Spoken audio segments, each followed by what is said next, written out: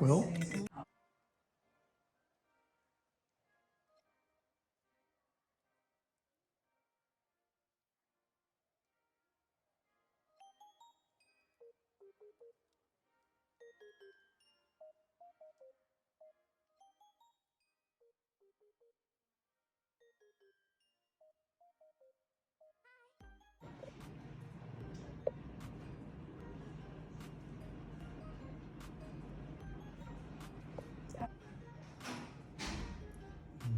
cheers.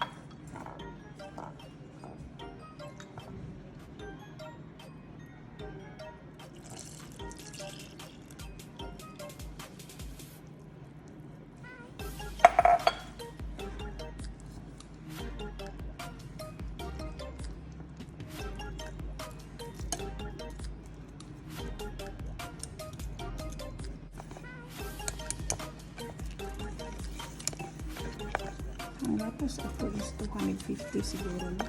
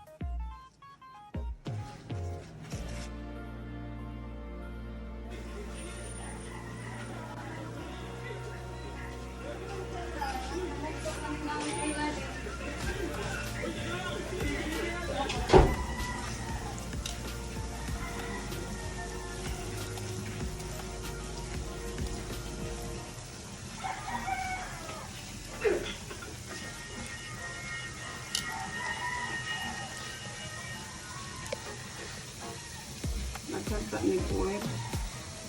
Nga na lang.